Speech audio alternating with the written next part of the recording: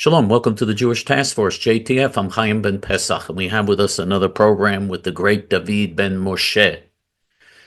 This is going to be a very happy program because Baruch Hashem, President Trump canceled the sanctions of the Biden-Harris anti-Semitic administration. He canceled them. He canceled Biden's anti-Semitic executive order. No more sanctions on the Hilltop Youth. No more sanctions on the Jewish heroes in Judea and Samaria. All of the people under those sanctions are Jewish heroes. Never broke any laws. It was outrageous. It was pure anti-Semitism and an attempt to destroy Israel. We're going to talk about that. This is going to be a happy celebratory program because of that. But we're also going to talk about the very serious challenges that Israel faces and some of the things that happened this week involving the Hilltop Youth, involving the heroic Jewish pioneers in Judea and Samaria, and why J.T.F. is so essential. We need you now more than ever to help us. And now that there are no sanctions, we can send our money to the heroic Jewish pioneers in Judea and Samaria again, at least for the next 4 years, as long as the Democrats don't win. If the Democrats win 4 years from now, who knows what's going to happen. But right now, we can support them, and we've got to support them because we're facing very, very serious challenges. But before we even begin to discuss any of that, this program is dedicated to a refuah shlema, complete recovery, for Shlomo ben Sarah, Dorit bat Sarah, Reuven ben Shoshana, and Ruth bat Sarah, and to Ilui Neshamot, elevating of the souls, for Sharon Mitman, Malka bat Meir, Allegra bat Shlomo, Daniel Nankin, Victor Chazdai, Pesach, Ze'ev ben Dov, Lunita Adler, Shifra Hoffman, Reuven Hoffman, Barry Hoffman, Arab Meir Kahana, Arab Benjamin Kahana, Tzipora Fegi bat Liba, Yosef ben Meir, Robert Mittman, Dennis Shore, Helen Friedman, Charles Zolat, and Yair Levine. Well, of course, we were very unhappy with what Donald Trump did when he pressured Israel to accept a surrender to the Hamas terrorists, and last week we condemned him for it, and when he goes against Israel, we're going to condemn him and we're going to fight him when he does things like that. But one of the good things that he did do on the very first day that he was inaugurated, now he did that, the terrible Gaza deal, he did that before he even became president. He was pressuring Israel as president-elect. Before he even took office, he was pressuring Israel. And unfortunately, we have an Israeli government that is cowardly, weak, and traitorous that immediately caved into his pressure, immediately capitulated. But one of the good things he did on the first day that he took office, on January 20th, he signed about 100 executive orders. And one of those executive orders is canceling the anti-Semitic Biden administration sanctions on Israel. And by the way, those sanctions weren't something that Joe Biden thought of, because Joe Biden was completely senile, completely out of this world.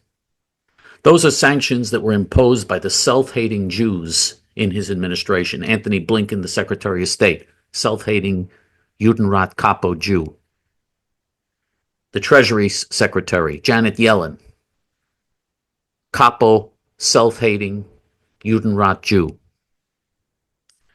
The Attorney General, Merrick Garland, self-hating capo, Judenrat Jew. We had self-hating Jews in all three of those key positions. So, of course, we had quite a situation here. And as you know, they sent an administrative subpoena to J.T.F. because J.T.F. has supported the Jewish heroes in Judea and Samaria. We never supported an organization called, they asked me if I had ever supported the Hilltop Youth, the organization Hilltop Youth. There is no organization Hilltop Youth. So thankfully, Baruch Hashem, thankfully, the way they constructed the sanction, it was put together stupidly, because there's no organization Hilltop Youth. So I was able to say we never support any organization called Hilltop Youth. To the best of my knowledge, there is no organization called Hilltop Youth. Hilltop Youth is a concept. But we did support Jewish pioneers who are part of the concept of Hilltop Youth. That we did, but that wasn't sanctioned. So, but that's all irrelevant now, because that's gone now. The subpoena that they sent me was based upon the executive order of Biden, and that executive order now is canceled. So all of that is gone now. Baruch Hashem. But we should understand now that the new big front now that Gaza, we had Israel, unfortunately, has lost the war in Gaza. because of the cowardly leaders in the Israeli government. By allowing Hamas to continue to exist, by making deals and negotiating with them and giving legitimacy to a Nazi terrorist organization of mass murderers. That's a victory for Hamas in the eyes of all the Islamic world, in the eyes of any normal, sane person. Hamas won this war and Israel lost. It was a disgrace. It's a Chilul Hashem. It's a desecration of God's name. 900 Jewish soldiers were massacred in Gaza because they were forced to go into booby-trapped buildings because the Israeli government didn't want to blow up the buildings because they were afraid there were so-called innocent Arab civilians in the building. There are no innocent Arab civilians. The Arab civilians in Gaza are all Hamas supporters. They're Muslim Nazis who want to destroy Israel. In every single Muslim house, the Israeli soldiers could attest to this. In every single Muslim house, there were huge pictures on the wall of the mosque in the Holy Temple, where the Holy Temple was, the mosque. And all of it with the word Palestine, all of Palestine, all of Israel is Palestine. In other words, there is no Israel. Of course, there's no such thing. The reality is there's no such thing as Palestine, and there's never been a Palestine or a Palestinian people.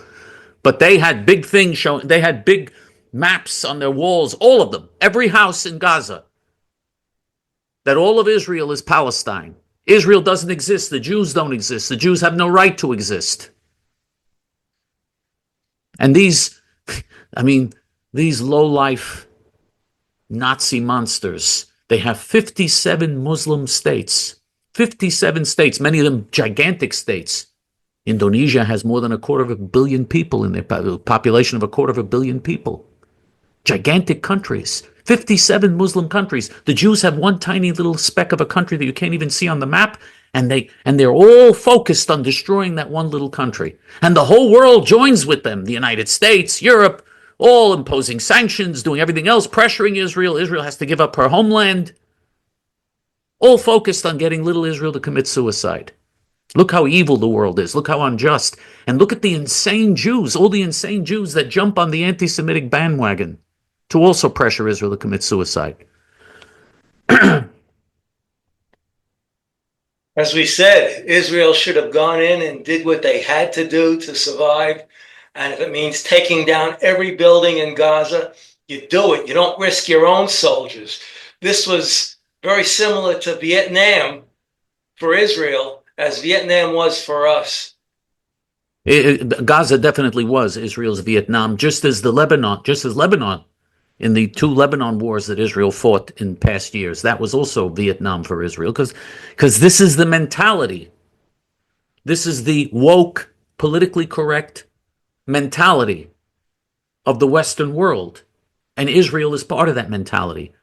The leaders of the United States military, the leaders of the Israeli military, put the lives of enemy populations above the lives of their own soldiers. This is what the American military does, the same thing.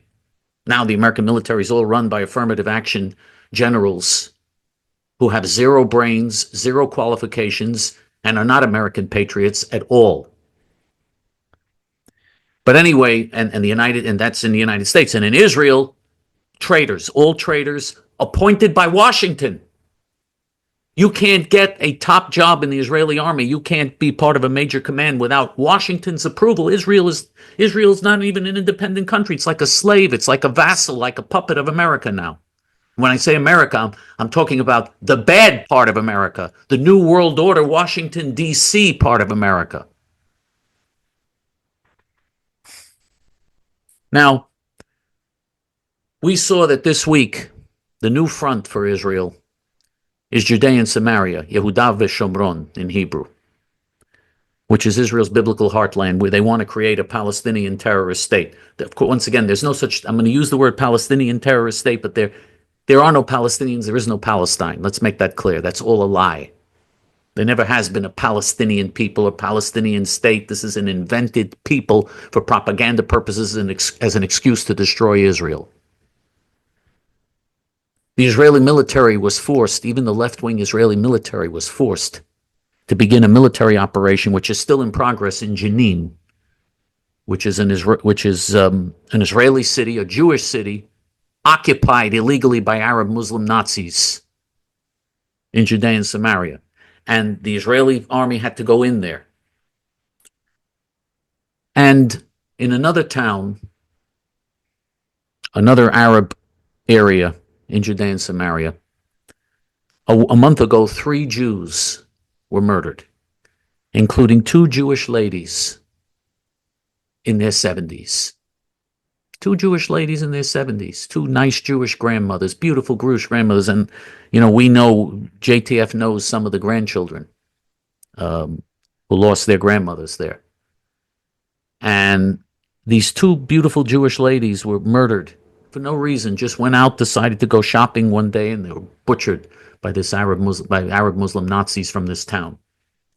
Well, this week, 40 masked people, and the Israeli army claims that they're Hilltop Youth.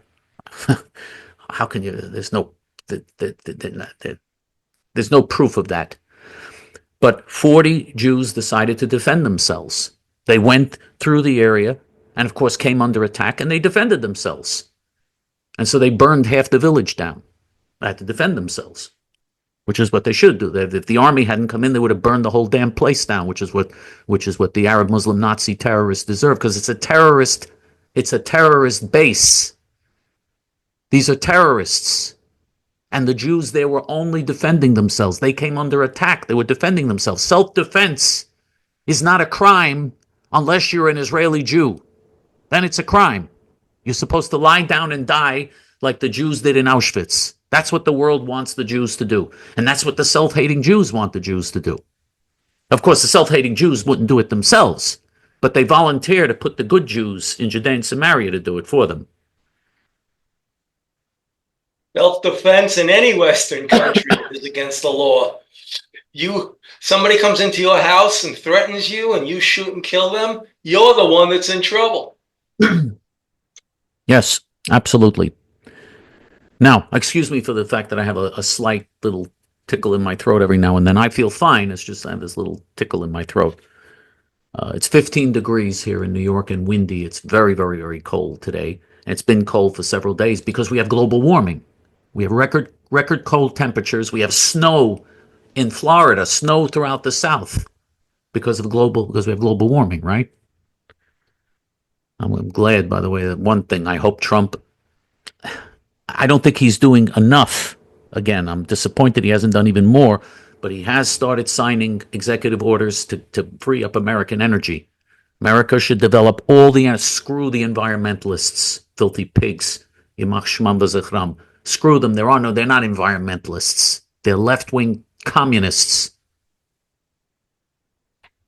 And they create rules that enable the Arab Muslim Nazis to make the whole world dependent on Muslim terrorist oil. And hopefully Trump will free that up with his executive orders. But anyway, I wish he would do even more. Unfortunately, he's not doing enough. I wish he would do even more. I wish he would free up everything and let everybody just go out and produce energy. America would put the Arab Muslim Nazis out of business. You know what type of beautiful world this could be? You know how wealthy America would be, how prosperous? You know what that would do for the American people? It would trickle down to the whole American public. I shouldn't use the word trickle down. That's a derogatory term that the left uses for Reaganomics. It would spread throughout the whole American economy. We'd have trillions and trillions of dollars in energy and money, in energy money that would spread. America would become the energy supplier for the whole world if we really opened up. I hope Trump goes aggressively and does that. The more the better. We should push him to do the more the better. Now, the danger here is the Trump Middle East plan. Donald Trump we saw with the Gaza deal. Biden couldn't get Netanyahu to agree to this because it was very unpopular. This deal obviously was very unpopular. So many Israelis murdered and killed, and they're letting Hamas get away with this, and just obscene what goes on here. Three Israeli Jewish women who were hostages were released in exchange for 98 Arab Muslim Nazi terrorists. I mean, this is the type of exchange we have here.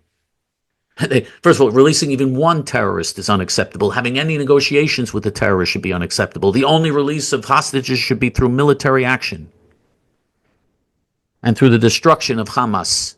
If Israel had just cut off the water and cut off the food. They didn't have oxygen in these tunnels to breathe. They didn't have enough oxygen in the tunnels to breathe. They only had enough oxygen for another day or two if everything had been cut off. They would have come out, they would have suffocated in the tunnels. They didn't have enough water. They only had 2 or 3 days supply of water for Gaza. If Israel had cut off everything within 1 week, at maximum within 1 week, Israel could have won the war easily. But with practically doing nothing, just cutting off everything. But no, Biden said you shouldn't do that because Blinken and all the Judenrat capos said we have to worry about the Palestinian people after all.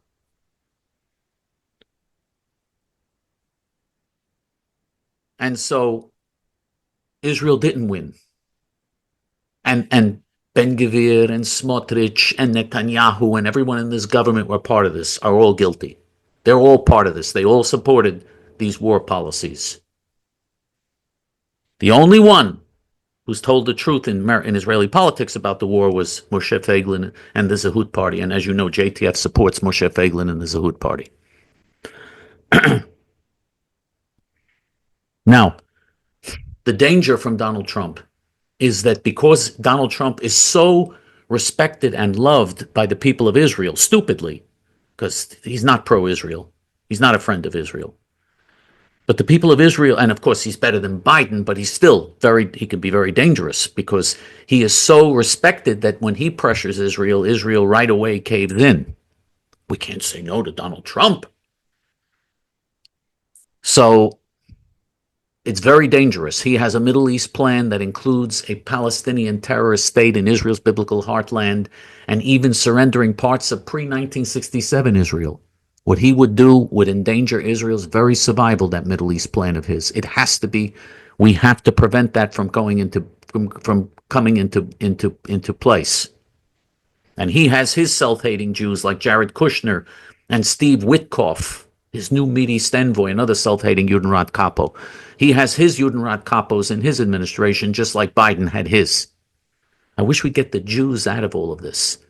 I want an anti-Semitic law in America that no Jews should be allowed to serve in any of these positions. I want this. I support this. I would enthusiastically support it. I don't want Jews to be senators. I don't want them to be congressmen. I don't want them to be mayors. I don't want them to be governors. Judges. I don't want them anywhere. Keep them away. Okay? Because they're the worst thing, first of all, for the Jewish people. They all betray their own people. The good Jews are in Israel, okay? The really good Jews are in Israel. That's the place where the Jewish people, about half of the Jews in the world, it's now like 50-50. About half of world Jews are in Israel. About half of the world's Jews live outside of Israel. The good Jews live in Israel, okay? The Jews that live outside of Israel are the crappy Jews, the self-hating, assimilated, intermarried Jews who will sell out Israel in 2 seconds.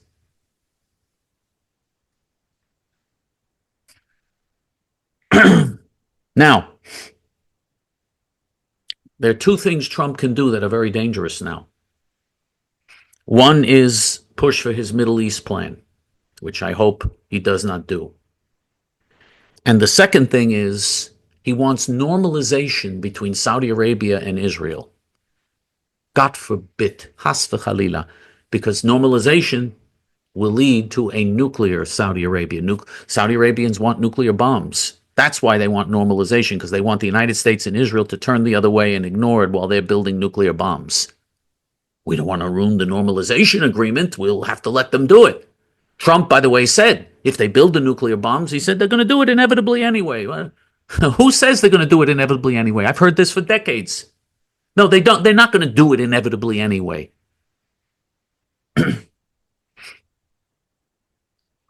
So those are the 2 real dangers here. One is nuclearized Saudi Arabia. Another is so-called Palestinian state. There's a third danger also.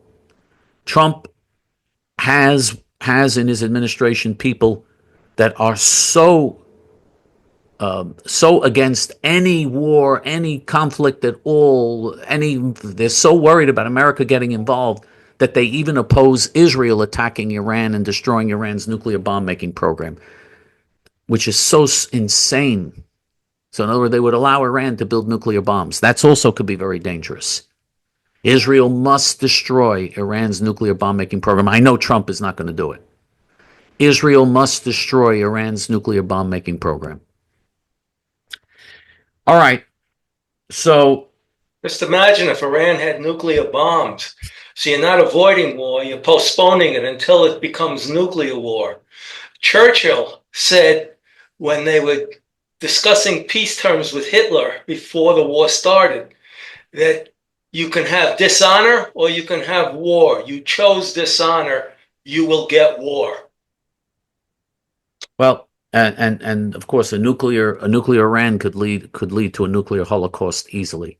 It's something that we cannot afford to have, and I mean, Israel has the ability to go in, and we've been saying this for a long. And everybody said, no, they can't do it because the nuclear it's underground. They can't do it. What are you talking about? The Israelis have to. They don't have the aircraft, that's long range aircraft to do it, and their missiles are not long range enough. Israel can't handle it. Now people are not saying that because they saw what Israel was able to do against Iran and against Hezbollah and Lebanon with the beepers and all the other shtick that Israel pulled. So they saw that Israel is capable of doing a lot when they want to. Israel can do it. They can do it. And they can get into those underground bunkers, by the way. I'll give you an example of what they can do. You know, we were the only ones that said this all along. They said, but if you drop the bombs that Israel has, they're not bunker-busting bombs. And Trump, by the way, refused to sell Israel bunker-busting bombs during his first term. He wouldn't do it, and he opposed an Israeli strike on Iran. Trump is not a friend of Israel. It's a lie to say Trump is a friend of Israel. But anyway,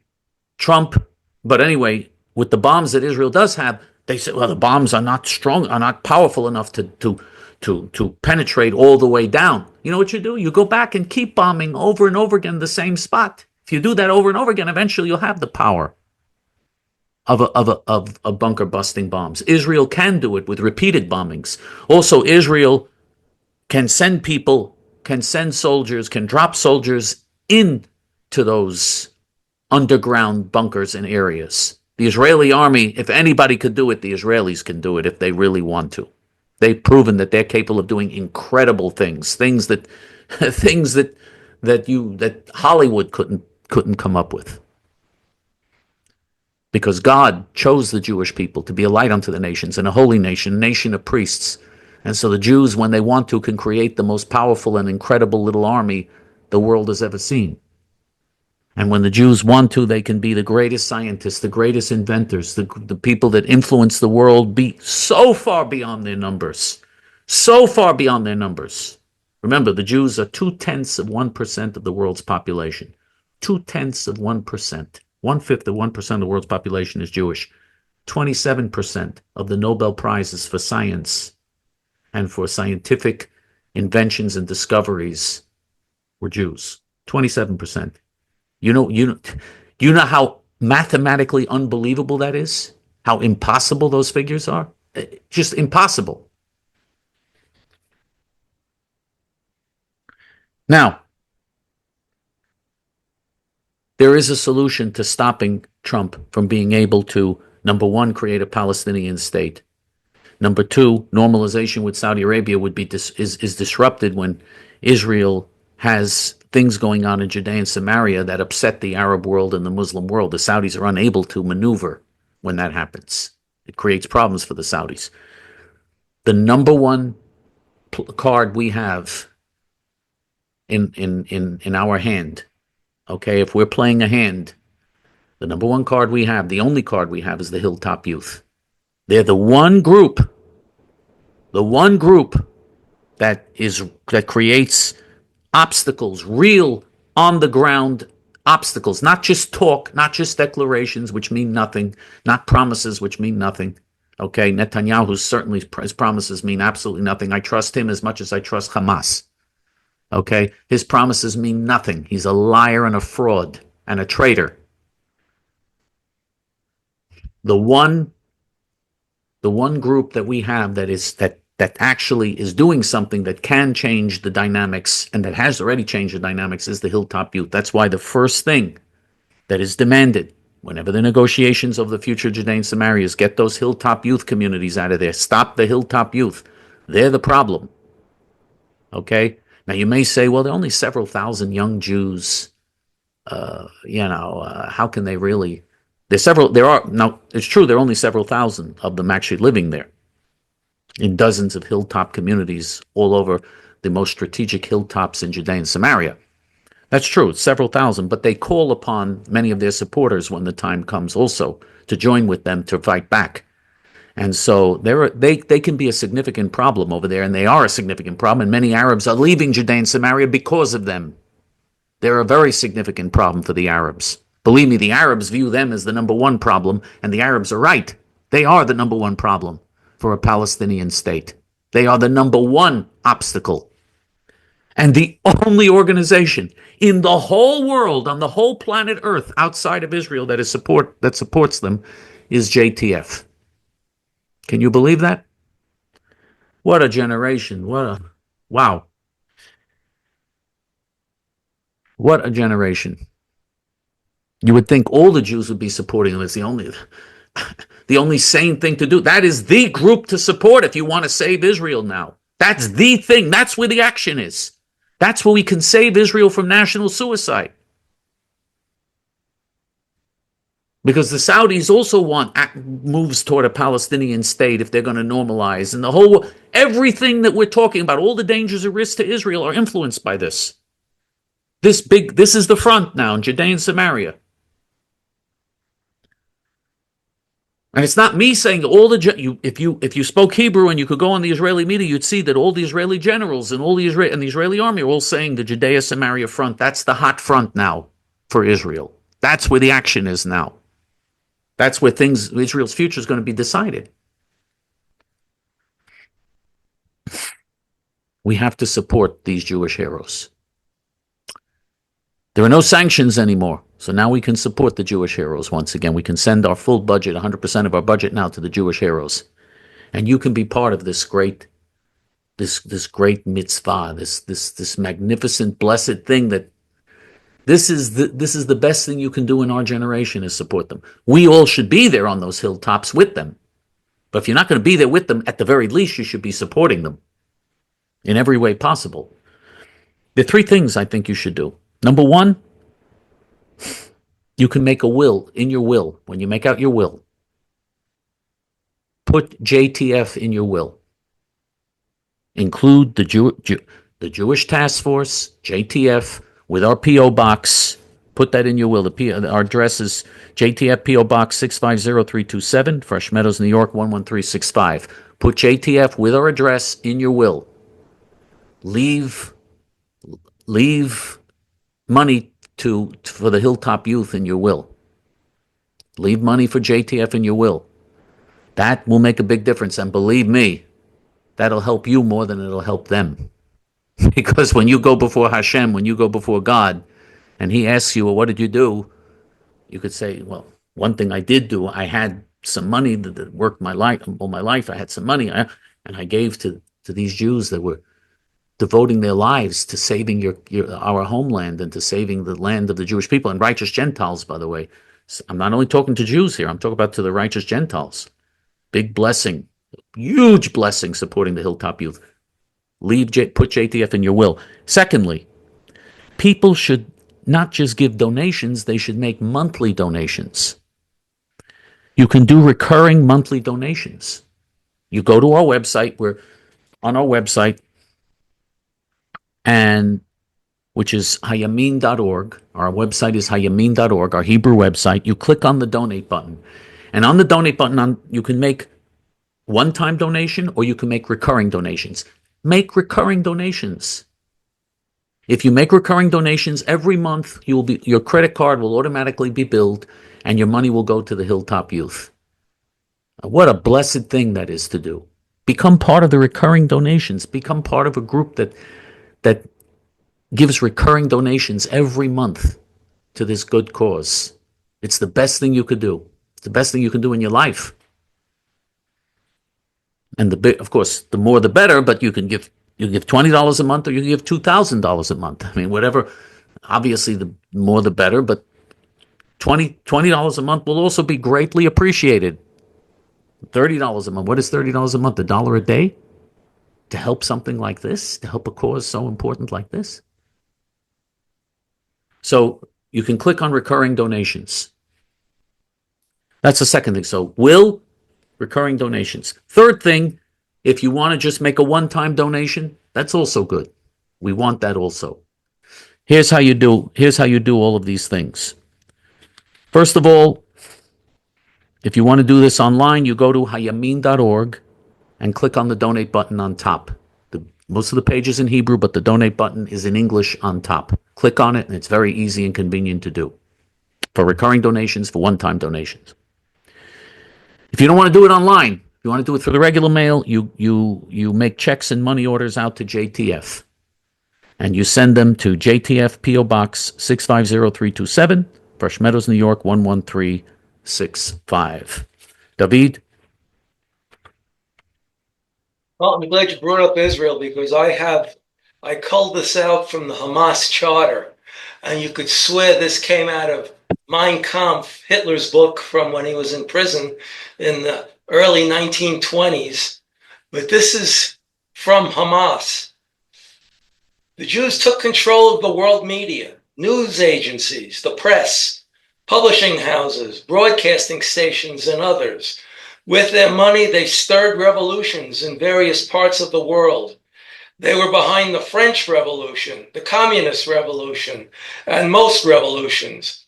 With their money, they formed secret societies such as Freemasons, Rotary clubs, and the Lions for the purpose of sabotaging societies and achieving Zionist interests. There is no war going on anywhere without having their finger in it. Rotary Club, Freemasons have Christian services. The Lions give praise, Christian praise. So same thing with the Rotary. The Jews have nothing to do with this. And media is all corporations. There's no privately owned things. There's no Randolph Hearsts anymore. Everything's a corporation with overpaid executives and tremendous bonuses, and if they don't do well, they get a golden parachute to step down. How about Elon Musk? He owns Elon media. Musk from South Africa. Right, who's not only not Jewish, he's anti-Semitic. Now, how about Jeff Bezos? Is he Jewish? He owns the Washington Post. He owns Bezos Amazon. sounds Greek to me. He is Greek. And how about I could go on and on. Now it's Jamie Dimon. Yeah. Now it's true. Who? Jamie Dimon from Is he Jewish though? They say no, he's Greek too. Oh, he's Greek also. Okay. You see? Okay. That's Morgan Stanley Chase Morgan. Right. JP Morgan Chase, I don't know, one of them. How about the Indian who's in Google now? Google was founded by Jews, but now it's controlled by someone from India. And I could go on and on. TikTok, of course, is controlled by the Chinese communists. Unfortunately, Facebook and YouTube and Facebook and Instagram are run by self-hating Jews. The self-hating Jews do run things with that Zuckerberg. May his name and memory be obliterated. May the name of the wicked rot, that filthy pig. But so there are self-hating Jews. No question, the Jews have a much bigger influence over things than their numbers would suggest. But that's because the Jews have brains. But unfortunately, the evil Jews are the ones that get to the top. Okay, and there are reasons for that. That we've done programs, and years ago we did programs on that. Why the evil people are the ones, the Gentiles who are evil. The Gentiles who own these companies are also evil Gentiles, and the righteous Gentiles don't own anything. Because righteous people are not cutthroat, dishonest lowlives who sell their mother to make $1. That's just not. Righteous Gentiles and righteous Jews don't do things like that. That's why they don't become the billionaires. But anyway, go ahead. I'm sorry. You left out Jerry Yang of Yahoo, one of the main founders, and you left out Bill Gates of Microsoft. Right. I've seen people actually accuse Bill Gates of being Jewish. He's not Jewish. Nonsense. We have enough bad Jews. We don't need him, and he's a piece of garbage also. But we have enough bad Jews. We don't need to add to it. It's actually those computer startup companies that had anything to do with computers that led to casual Fridays in the mainstream corporations. Now, this is going to sound old-fashioned. I don't care if it does. I never liked casual Fridays. I wore it. You're more comfortable, but I don't like it. I think it cuts down on your productivity. There's too much clowning around when you're not dressed for work. And I think you could take off your jacket in your office, but you should be wearing a shirt and tie and polished shoes. I don't even know if my polished shoes would fit anymore. I've been here so long. I think I had to polish them once to go to a cousin's wedding. Meanwhile, back in America, Patrice, I guess Colors, the main founder of Black Lives Matter, lost 2 mansions in the fire in California. Mansions. I thought she was doing this to point out all the discrimination against black people that doesn't really exist. There is discrimination, but it's not against black people. Anyway, go ahead. Against them, no. There is discrimination, but not against them. 2 mansions. So she got into this to make herself rich, like Al Sharpton and Jesse Jackson. They're all rich. Al Sharpton doesn't even bother to pay his income tax, and nobody will touch him.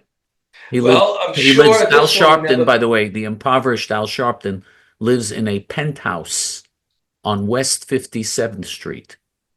You know what penthouses on West 57th Street go for? You know that if you can pay $1 million for a studio on West 57th Street in Manhattan, if you have a studio apartment that's as big as a closet, you pay $1 million. Can you imagine a penthouse on a luxury penthouse on West 57th Street? Probably like $100 million. He lives in one of them. Al Sharpton, the poor guy who was on welfare when you were growing up. Well, look at Yasser Arafat. Everybody thought he was fighting for his people. No, he was fighting to make billions of dollars. And as far as we know, he was worth $7 billion when he died. He was probably worth even more than that. They hacked some of his Swiss bank accounts, and they found billions sitting there. So he was enriching himself. This is everybody in government. Everybody enriches themselves to some degree. I've never seen anything like this.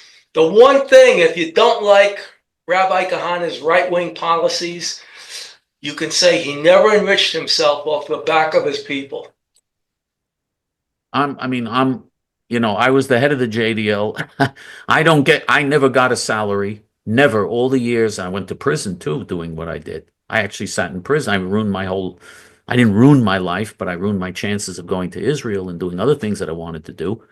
And now I'm all alone here, sitting here, 68 years old in New York, when I wanted to be in Israel with a big family and living in Judea and Samaria and all the other things I would have liked to do. I gave all of that up, never got a salary, never got one penny. And now whatever I do have, because I did work my whole life, whatever I do have, I give. Whatever I have, I'm giving whatever I have to the cause. So, the Jews and Rabbi Kahana, by the way, they investigated Rabbi Kahana for that. Because they thought that they were sure, the Attorney General of Israel, when they wanted to go after him, when he was getting strong politically and getting a lot of support, they were sure they'd find something, because every politician in Israel that they investigated, they found dirty stuff there. Sharon got $3 million in bribes, so they threatened him, and that's why he did the Gush Katif surrender, because he was afraid he was going to get indicted to avoid an indictment. Netanyahu, of course, is on trial for bribery, and was on trial. He was charged with bribery. That they dropped, but a lot of stuff there that isn't exactly kosher. I could go on and on with all the politicians and all the other stuff. They investigated Rabbi Kahana through and through. And they said again, he's clean as a hound's tooth. Whatever that means. I didn't know a hound's teeth are clean. No, I've heard that expression. It's not an Israeli maybe it is Israeli, but it's used here too. Yeah, they said we looked, and unfortunately, Chabal. Can you imagine an attorney general investigating somebody and saying, unfortunately, he's not corrupt?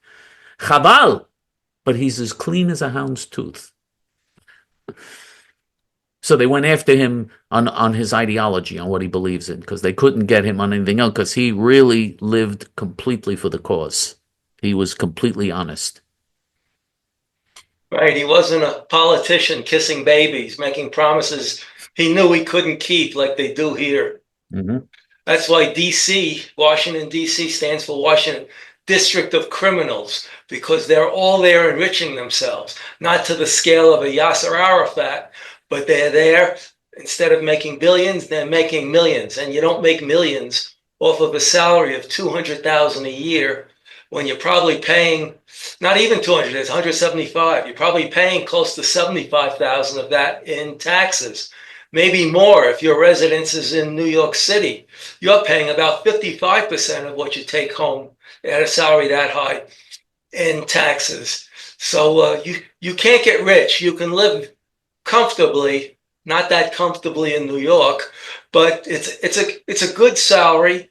And you can live comfortably, but that's all. You can't get rich, and yet they all manage to get rich. I was watching the reporting on the fire in California, which I assume is still burning, because the last I heard about 3 days ago, it was zero contained. I don't know. No. It's mostly contained. It's mostly contained. Yeah, but it's not still, out yet. No, not completely out, but it's mostly contained. And Israel was going to send about 15 firemen over. Did they ever do that? They probably wouldn't accept them in California.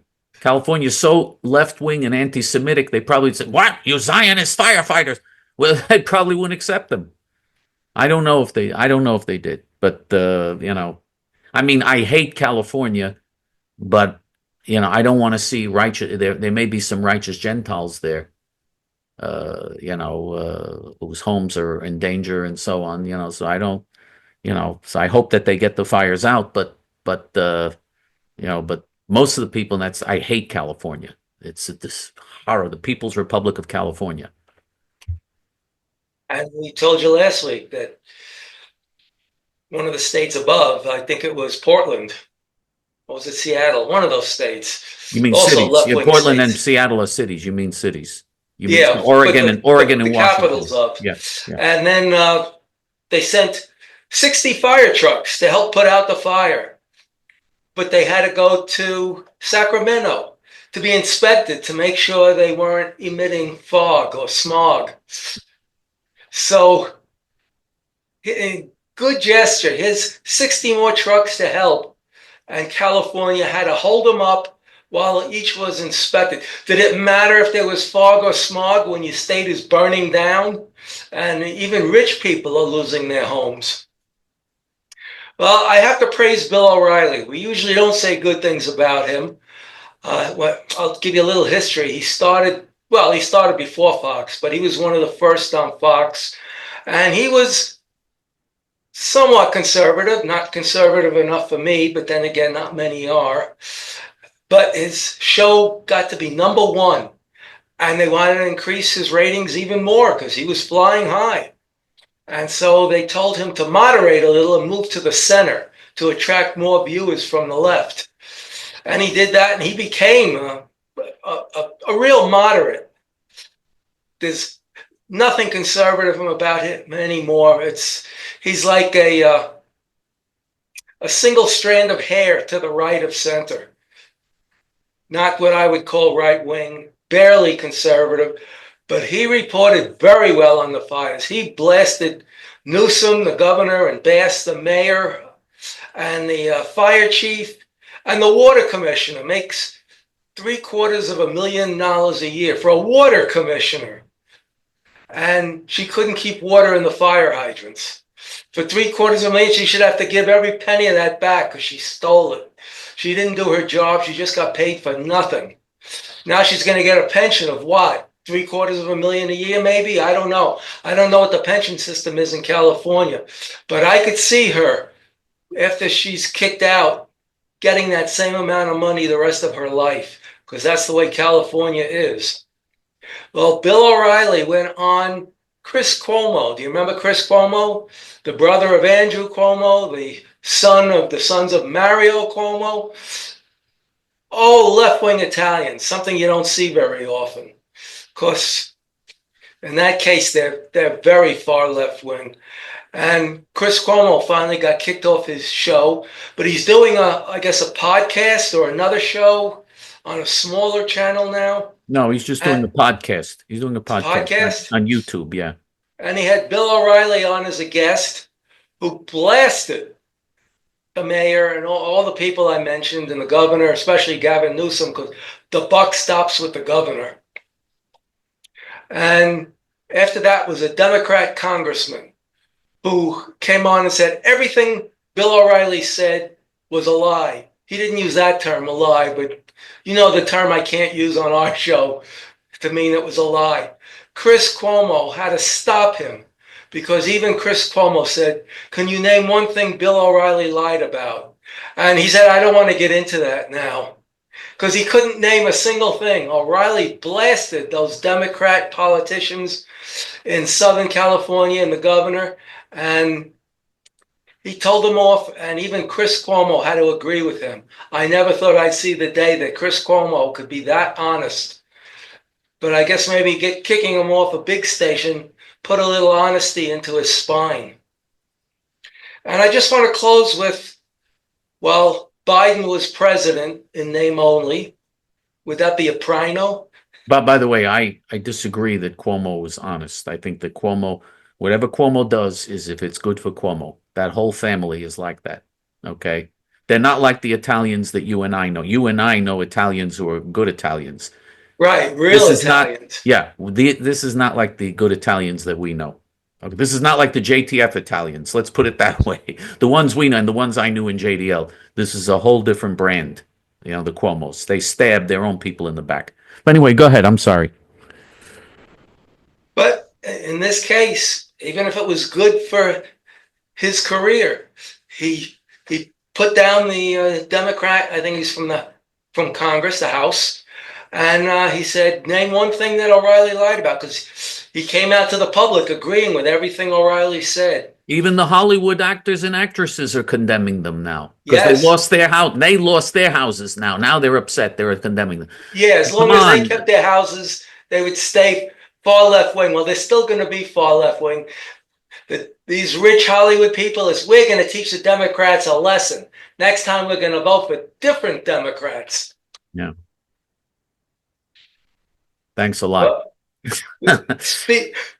Speaker Johnson, who's Speaker of the House, he's second in line to the presidency. He wanted to meet with Biden to go over something about LNG, liquid natural gas. And Biden put a halt on sales, an executive order. And he had to wait 2 months to meet with Biden.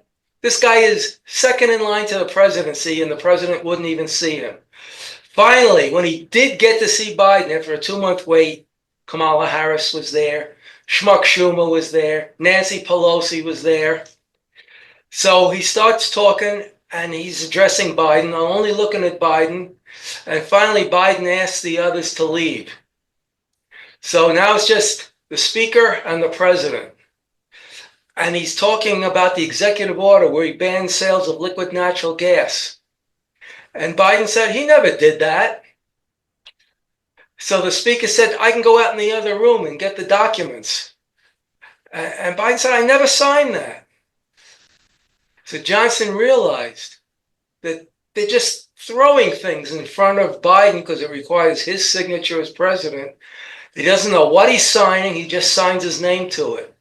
Now, who's doing this? Of course, Pelosi and Schumer. But I feel the number one push on Biden to do as much evil as he did, and he did evil. He put Americans last. He hurt our ally, so-called ally, because Israel can't trust us. He hurt Israel as much as he could, but he hurt the American people as much as he could. It was putting everybody else first and Americans last. And Johnson realized, or he asked himself the question, who's running the country? Is it even legal for these others to be running the country? Is it Obama from behind the curtain where the Wizard of Oz was running the country, telling Biden what to do and what to say? Well, he can tell him what to do, but he can't tell him what to say because in 1 minute Biden will forget. But how many times was Obama with Biden? How many times did Obama have to guide Biden off the stage? So all those pardons that Biden gave, he didn't say, I'm going to pardon these people. He wouldn't even know what the pardon was for. It had to be somebody else pushing. All those pardons, 8,500, and then he did another 1,500, including pardoning people that were never charged with a crime. It was probably Obama, because they were afraid that when Trump comes in, he could start looking into investigating some of these people, like Anthony Fauci. And I can't think of anyone else off the top of my head right now. But the whole Biden family, Hunter Biden. Liz Cheney, right, supposed Republican. There's a real criminal for you. It's criminal that she wasn't in the Democrat Party. She took up a Republican seat and stopped a real Republican from holding that seat for how many years? So Johnson knew Biden's not running the country. And he was wondering, how long has this been going on for?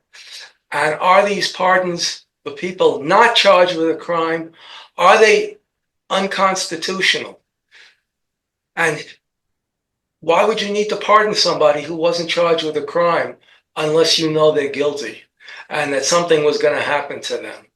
And some of those pardons go back retroactive to about like 2015, 2016.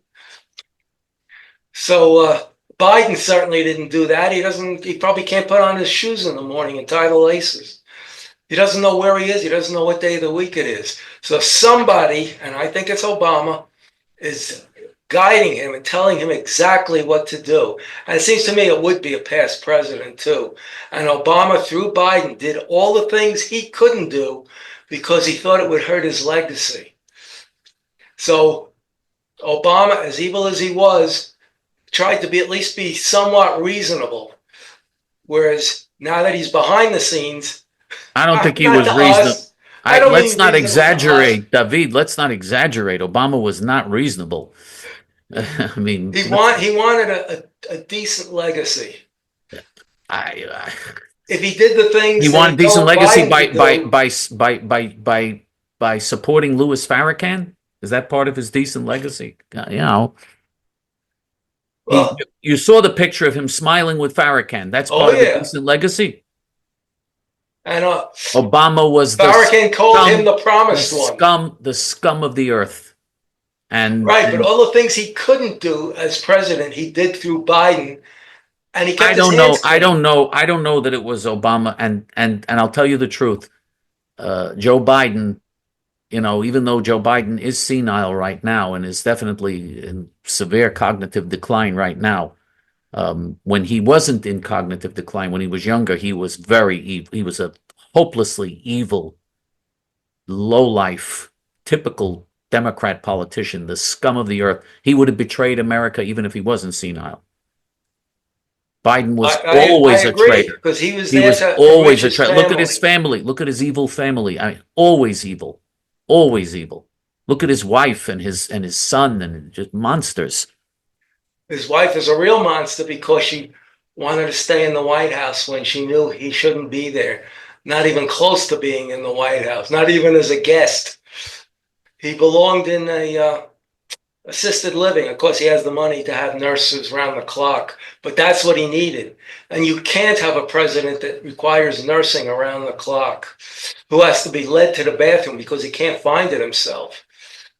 So that was our president for 4 years, but finally, it didn't matter who won on the Republican side, whether it was Trump or anyone else. At least that nightmare is over, that Biden lost or Harris lost, and they're gone. And that's all I have. Yep, that's it. Okay.